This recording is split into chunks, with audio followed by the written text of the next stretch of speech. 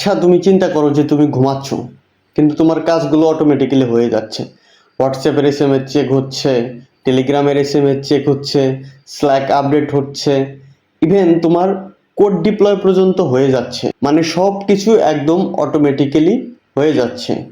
এবং এই সব কিছুই সম্ভব হচ্ছে কিন্তু ফিউচার এআই এর মাধ্যমে। আর এই ফিউচার এআইটাই কিন্তু হচ্ছে ওপেন ক্লো, যেটার মাধ্যমে কিন্তু সবগুলো একদম সুন্দরভাবে কমপ্লিটলি হয়ে যাচ্ছে। বাট ওয়েট, এইগুলো শুনেই ভিডিওটা স্কিপ করে দিও না, ভিডিওটা পুরোপুরি দেখো, কারণ এখানে অনেক বড় সিকিউরিটি রিজন আছে। তো ভিডিওটা যদি পুরোপুরি দেখো, আশা করি সবকিছু বুঝতে পারবে। তো এই ভিডিওতে আমরা জানতে পারবো যে ওপেন ক্লোটা আসলে কি, এটা কিভাবে কাজ করে, এবং এর সিকিউরিটি প্রবলেমগুলো কোথায়।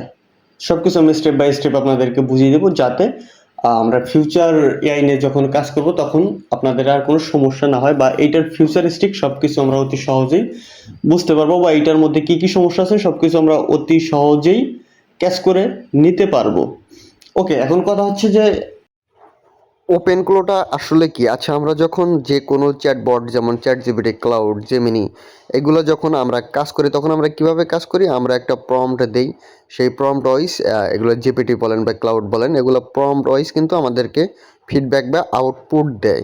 কিন্তু ওপেন ক্লোটা এখানে পুরো সিস্টেমটাই আলাদা। এখানে হচ্ছে সে নিজ হোস্টিংয়ের উপরে কাজ করে এবং সেলফ ডিপেন্ডেন্টের উপরে কাজ করে। আমাদের যেই হোয়াটসঅ্যাপ, টেলিগ্রাম বা ডিসকর্ড, স্ল্যাক, এসএমএস সবগুলো সে রিড করতে পারে, এবং এগুলা রিড করে আমাদের যেটা আউটপুট দরকার সেটা সে নিজেই দিতে পারে।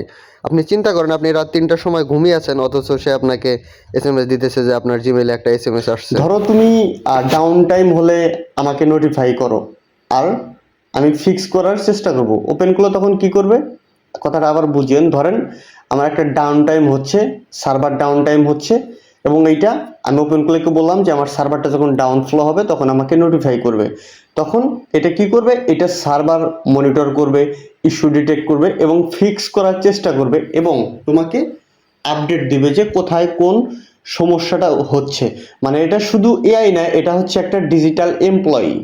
মানে যেমন ধরেন আপনার হিউম্যান থাকলে সবকিছু সার্ভার চেক করতেও, কখন কোনটা স্লো হচ্ছে সেইটা ডিটেক্ট করে আপনাকে জানাইতো, সেম এরকম। মানে এটা হচ্ছে একটা আপনার একদম ডিরেক্ট যেটা বলতে হয়, এটা হচ্ছে একটা ডিজিটাল এমপ্লয়ি। এখন কথা হচ্ছে যে এটা কিভাবে কাজ করে, ওপেন ক্লোজ সিস্টেমটা কিভাবে কাজ করে, এইটা যদি আপনাদেরকে বুঝাইতে চাই, এইটা হচ্ছে একটা গেটওয়ে সিস্টেম। এটা বেসিক্যালি দুইটা ওয়ের মধ্যে দিয়ে যায়। একটা হচ্ছে অটোমাস ইনভেকেশন, এর মানে হচ্ছে লাইক 3-4 ঘন্টা পর পর এটা জেগে উঠবে, আপনার ইমেল চেক করবে, আপনার সামারাইজ তৈরি করবে, ইভেন আপনার যদি কোনো অটোমেশন তৈরি হয় সেটাও সে আউটপুট দিয়ে দিবে। এবং আরেকটা হচ্ছে পাইরেস্টেন স্টেট, এটা হচ্ছে আপনার মানে এর পূর্বের যে কাজগুলো সে করছে এটা সে মেমোরি করে রাখবে, যাতে আপনার যে আপনার বারবার যেন ইনস্ট্রাকশন না দিতে হয়। লাইক আপনি একটা মেইল তাকে বানাইতে বলছেন, ওই মেইলটা যেন সে পরবর্তীতে বানাইতে হইলে ওই ক্যাটাগরিতেই বানায়, এইটার জন্য তাকে যেন আবার ইনস্ট্রাকশন না দিতে হয়। আর এটা সাধারণত 4টি লেয়ারে কাজ করে থাকে। একটি লেয়ারে থাকে আপনার হচ্ছে যে প্রম্পটগুলো আপনি দিবেন, বা আপনার WhatsApp, Telegram, Discord, Slack, single image, but যেগুলোই হোক না কেন এখান থেকে সেই ইনপুটটা নিবে, নিয়ে হচ্ছে আপনার নিউমারালাইজ বা অটোমেটিক সিস্টেম থেকে এটা একটা স্ট্রং প্রম্পটের মাধ্যমে রেডি করবে, এবং দেন হচ্ছে এলএলএম প্রোভাইডারের মাধ্যমে যে আউটপুটটা এবং যে মেগা প্রম্পটটা সে তৈরি করছে ওইটা দিয়ে একটা আউটপুট নিয়ে আসবে। দেন হচ্ছে আপনাকে যেই আউটপুটটা তার কাছে ভালো মনে হবে এইটার জন্য সে আবার ওই টেকেন অ্যান্ড কনটেক্সট ম্যানেজার এইখান থেকে চেক করবে। চেক করার পরে আপনাকে ফাইল হিসাবে আউটপুট দিয়ে দিবে। এইটা হচ্ছে পুরো একটা সিস্টেমেটিকভাবে কাজ করবে, যেটা অনেক সুন্দর এবং অনেক ন্যাচারাল একটা আউটপুট আপনাকে প্রদান করবে। এবং যে সেশনগুলো হবে বা ইউজার প্রেফারেন্সগুলো হবে সবগুলো সে আবার তার ফাইলের মাধ্যমে সেভ করে রাখবে, যাতে পরবর্তীতে ওইটা আর সে ভুলে না যায়। এবং আরেকটা বিষয় হচ্ছে, আপনার যখন সাবস্ক্রিপশন শেষ হয়ে যাবে তখনও সেটা ওইভাবে অক্ষত অবস্থায় থাকবে। যখন আপনি নতুন সাবস্ক্রিপশন কিনবেন এগুলো আবারও জেগে উঠবে এবং আপনাকে আবারও কম প্যাক দিতে শুরু করবে। এবং এইটা হচ্ছে এই জন্যই এতটা স্ট্রং, এবং এইটা এতটা ফেমাস হয়েছে শুধুমাত্র অল্প কয়েকদিনের মাধ্যমেই। এবং এইটা কিন্তু মেইনলি এইভাবেই কাজটা করে থাকে, তার কাজগুলো এইভাবেই হয়। এখন এই মজার জিনিসগুলোর মধ্যে রয়েছে একটা ভয়ঙ্কর সমস্যা। কারণ আমরা যখন একটা প্লাগইন ইনস্টল করব, আমাদের টার্মিনালের মাধ্যমে কোডিং টোডিং করে ফুল সেটিং টেটিং তাকে যখন দিয়ে দিব, সে প্রপার আমাদের কম্পিউটারের অ্যাক্সেসটা নিয়ে নেবে, প্রপার অ্যাক্সেসটা নিয়ে নেবে। আমি যদি আপনাদের সিম্পল একটা কথা বলি, আমি এটা রিসেন্ট যখন ইউজ করতেছিলাম, আমি ওকে আমার আমার যে রিডট পে আছে রিডট পের অ্যাক্সেসটা দিয়ে দিয়েছিলাম, এবং রিডট পের অ্যাক্সেসটা দিয়ে আমি ওকে বলেছিলাম যে আমি তো এই টি শার্টগুলো পরি, সো আমার একটা টি শার্ট প্রয়োজন। এখন তুমি এক কাজ করবে, তুমি আমার জন্য কোনটা বেটার হবে, আমার সাইজ এই, তুমি আমার জন্য একটা বেটার টি শার্ট চুজ করবে অ্যামাজন থেকে, চুজ করে আমার কার্ডের মাধ্যমে তুমি সেটা অর্ডার করে দিবে। ভাই রীতিমতো আমি অবাক, সে আমার কার্ডের অ্যাক্সেস যেহেতু আছে, সব কিছুই তার কাছে আছে, সে আমাজনে গেছে, আমার জন্য সুন্দর দেখে একটা টি শার্ট চুজ করছে, চুজ করে আমার কার্ড ইউজ করে সে ওটা অর্ডার করছে, অর্ডার করে সে আবার সুন্দর মতো বের হয়ে চলে আসছে। মানে চিন্তা করেন যে কোন লেভেলে গেছে এআই। এবং সে ওইখান থেকে অর্ডার করে আমি যখন মানে ঘুম থেকে উঠে যখন চেক করি, আমি দেখি সত্যি সত্যি অর্ডার হয়ে গেছে এবং ডলারও স্পেন্ড হয়ে গেছে, এবং সে ভদ্রলোকের মতো অর্ডার করে আবার ওইখান থেকে বের হয়ে আসছে। মানে চিন্তা করা যায় যে কোন লেভেলের। আমরা যদি কোনো হিউম্যানকে দিতাম বা আমাদের যদি কোনো হিউম্যান অ্যাসিস্ট্যান্ট থাকতো, তাহলে কি হইতো, হয়তো আমাদের যেগুলো পার্সোনাল ডকুমেন্টস তার দেখার কথা ছিল না সেগুলোও দেখে ফেললো, আমরা কিন্তু এটা ক্যাচ করতে পারলাম না। বাট এখানে ওপেন ক্লোটা পুরোটাই ভিন্ন। সে কি করবে, সে আমরা যেটা ইনস্ট্রাকশন দিব সেটাই করবে, এর বাইরে সে এক চুলও নড়বে না যদি তাকে আমি ইনস্ট্রাকশন না দিই। ইনস্ট্রাকশন দিলে সে কি করবে, ওইটার উপর ভিত্তি করে কাজ করবে, ইনস্ট্রাকশন ছাড়া কিচ্ছু করবে না। এখন কথা হচ্ছে যে এর ডেঞ্জার জোনগুলো কোন জায়গায় বা এর আসলে প্রবলেমগুলো কোথায়, এইগুলা বিষয় নিয়ে আপনাদের সাথে একটু আলোচনা করি, যেহেতু আমার মানে মূল থিঙ্কিংই ছিল এটা যে প্রবলেমগুলো আপনাদেরকে দেখানো, যাতে আমি এটা মানি যে আগামী 2 মাসের মধ্যে বাংলাদেশের ম্যাক্সিমাম পিপল ওপেনক্লো ইউজ করা শুরু করে দিবে। সো ওপেনক্লো যখন আপনারা ইউজ করবেন, এটা থেকে সতর্ক কিভাবে থাকা যায় এইটা নিয়ে মেইনলি হচ্ছে আজকের ভিডিওটা, যাতে আপনারা সতর্ক হতে পারেন। এই জন্যই কিন্তু এই ভিডিওটা রেকর্ড করা। সো এই স্টেপটুক আপনারা একটু ভালোভাবে মনোযোগ দিয়ে দেখবেন, যাতে আপনাদের প্রবলেমটা না হয়। আসলে তো বড় বড় যারা সিকিউরিটি রিসার্চ আছে তারা একটু স্ক্রাই করে দেখেছে যে এইখানে প্রায় 20% ম্যালেরিয়া থাকার সম্ভাবনা আছে। মানে তুমি যদি কোনো ভুল একটা প্লাগ ইন ইনস্টল করো, তাহলে সেটা তোমার সিস্টেম অ্যাক্সেস হতে পারে, কারণ তোমার তো কম্পিউটারের সব অ্যাক্সেস তাদের কাছে দিয়ে দিছে। এর জন্য কি হইতে পারে, ডাটা সেটাল বা পাসওয়ার্ড ফাইল সব কিছু আনঅথরাইজ মানে unauthorised control, server hijack, silent background attack. মানে যেহেতু ওপেনক্লোটা পুরোটাই অটোমেটিক, একবার অ্যাক্সেস পেলে তারা অ্যাটাকার অটোমেটিক্যালি সব কিছু করতে পারবে। থিঙ্ক অ্যাবাউট ইট, তোমার এআই যদি তোমাকেই হ্যাক করা শুরু করে দেয়, তাহলে এটা মানে কিরকম একটা বিষয় হয়ে গেল। কারণ আমরা যখন এটা কনফিগার করবো আমাদের টার্মিনালের মাধ্যমে, ফুল কম্পিউটারের অ্যাক্সেসই তাদেরকে আমরা দিয়ে দিব। সো এখানে যেহেতু মানে 20% ম্যালেরিয়ার আছে, সেটাকে পুরোপুরি ট্রাস্ট করা যায় না। ইভেন মেটা কোম্পানি এটাকে তাদের সাইডে ইউজ করা ব্যান করে দিয়েছে। এটা সম্ভবত আমি গতকাল নিউজে দেখলাম যে তাদের সাইডে এটা ইউজ করতে পারবে না। এখন কোথায় কোথায় ব্যান করে দিয়েছে এটা আমি শিওর জানি না, যেহেতু এটা হোয়াটসঅ্যাপেও কনফিগার করা যাচ্ছে এবং হোয়াটসঅ্যাপে সম্ভবত মেটা কোম্পানিরই। সো মানে হোয়াটসঅ্যাপে যেহেতু ব্যবহার করা যাচ্ছে, এবং আমি এটা নিউজটা দেখছি টুইটারে যে এটা আসলে সিরিয়াস বিষয়, যে কোথায় কোথায় যেন তারা এটাকে ব্যান করে দিয়েছে। তার কারণ এখানে 20% ম্যালওয়্যার দেখা গেছে। সো ম্যালওয়্যার যেহেতু আছে এবং এইটা হ্যাক করার সম্ভাবনা অনেক বেশি, সেই কারণেই এই কাজটা তারা করছে।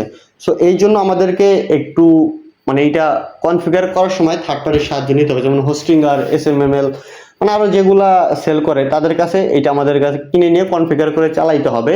এবং আমরা ভিপিএস ইউজ করতে পারি, ভিপিএস ইউজ করে কিন্তু এটা চালানো যাবে। এবং এইটাও আমি আপনাদেরকে প্রপার একটু এক্সপ্লেন করে দেবো যে আপনারা কিভাবে ইউজ করবেন, যেহেতু আমাদের লাইফটাই চেঞ্জ হয়ে যাচ্ছে এআই দ্বারা। সো এআই এর মাধ্যমে আমরা কিভাবে চেঞ্জেবল হব, এটা আমাদের যেহেতু দরকার, যতই আমরা সতর্ক থাকি না কেন এটা আমাদের দরকার। সো এটা থেকে বাঁচার উপায় কি কি, এটা একটু আমি আপনাদেরকে একটু এক্সপ্লেন করার চেষ্টা করি। তো এটা ইউজ করার জন্য আমরা আমাদের ট্রাস্টেড কোনো ভিপিএস বা ট্রাস্টেড কোনো প্লাগইন ইউজ করতে পারি, করে এটাকে সেট আপ করতে পারি, করে আমাদের যেগুলো পার্সোনাল কাজবাজ আছে। এবং আমি আপনাদের প্রত্যেকবার বলি, এটা টেলিগ্রামে না হলে আপনাদের ডিসকর্ডে সেট আপ করার চেষ্টা করবেন। ডিসকর্ড না হলে টেলিগ্রাম। ডিসকর্ডে হলে জিনিসটা অনেক বেটার হয়, কারণ আপনি স্টেপ স্টেপ করে আলাদা আলাদা করে রাখতে পারবেন। যেমন ধরেন আপনার একটু ফান টাইম দরকার, আপনি ফান টাইমের জন্য আলাদা একটা সেট আপ করে রাখলেন, এখান থেকে আপনি সবসময় মজা করবেন।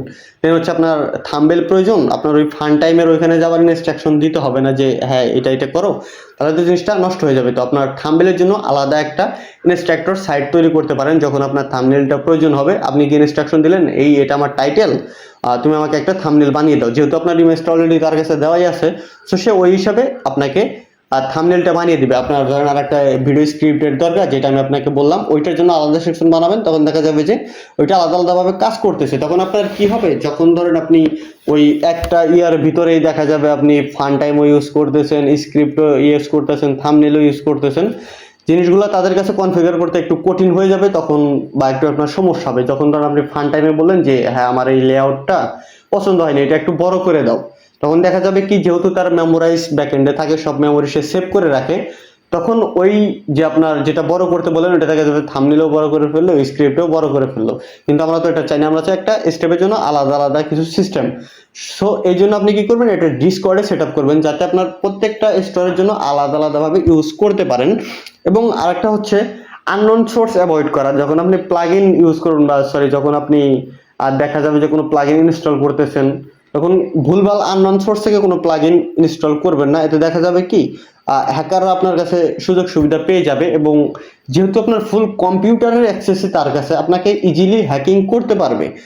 তখন আরেকটা হচ্ছে সিস্টেম পারমিশন, যেটা আমরা সবসময় সিস্টেম পারমিশন আনলিমিটেড করে দিই, মানে যে কোনো অ্যাপসের ক্ষেত্রে কিছু না বুঝেই কোনো লিমিট দেই না। বাট এটাতে কি করতে হবে, আপনার অবশ্যই লিমিটেশন ইউজ করতে হবে যাতে কোনো ধরনের সমস্যা না হয়, এবং এটা রেগুলার মনিটরিংয়ে রাখতে হবে। আর যেহেতু এটা নতুন মার্কেটে, এবং আপনাদের আরেকটা মানে আশ্চর্যজনক কথা বলি, যে এটা যখন গিটহাবে ভাইরাল হয়, এটা কিন্তু একজন স্লো ডেভেলপার তৈরি করেছে, শুধুমাত্র 2 না 3 সপ্তাহের মাধ্যমে একজন স্লো ডেভেলপার এটা তৈরি করছে। এবং সে যখন গিটহাবে এটা প্রকাশ করে, 2 লাখের মানুষ এটাকে মানে লাভ রিয়েক্ট করে, 2 লাখের মানুষ স্টার রিয়াক্ট করে। হিসাব করা যায় মানে 48 ঘন্টার মধ্যে 2 লাখ মানুষ এটাকে স্টার রিয়াক্ট দেয়, মানে কোন লেভেলে পৌঁছাইছে এটা, গিটহাবের মধ্যে কোন লেভেলের ভাইরাল। সো এই জিনিসটাকেও যখন আমরা বুঝি, তখন মানে আমাদের মাথা নষ্ট করে যায়, দুনিয়া কোন জগতে চলে যাচ্ছে। তো আজকের ভিডিওটা এতটুকুই ছিল। যদি কোনো পার্ট আপনাদের বুঝতে অসুবিধা হয় তাহলে অবশ্যই জানাবেন। এবং আমি যেহেতু এটা পার্সোনালি ইউজ করতেছি, এখন আমার ফুল অনেক কিছু বোঝার বাকি আছে। আশা করি আর এক সপ্তাহ ইউজ করলে অনেক কিছু আমি শিখে যাবো। নেক্সটে আপনাদের একটা টিউটোরিয়াল দেওয়ার চেষ্টা করবো, কিভাবে আপনারা এটা বাই করবেন, কিভাবে হোস্টিংয়ে ইউজ করবেন, কিভাবে ভিপিএস দিয়ে এটা কানেক্ট করবেন, কিভাবে ডিসকর্ডে সেট আপ করবেন, সবকিছু আমি আপনাদেরকে স্টেপ বাই স্টেপ বলে দেবো। এবং এটার একটা কষ্ট আছে, সো কষ্টটাও আপনাকে স্পেন্ড করতে হবে যদি আপনি বেটার এক্সপিরিয়েন্স পাইতে চান। সো নেক্সটের ভিডিওতে আমি সবকিছু আপনাদেরকে শিখে দেওয়ার চেষ্টা করবো ইনশাল্লাহ। আর এগুলা ভিডিও যদি আপনি মিস করতে না চান, অবশ্যই চ্যানেলটাকে সাবস্ক্রাইব করে রাখবেন। ধন্যবাদ সবাইকে, আসসালামু আলাইকুম।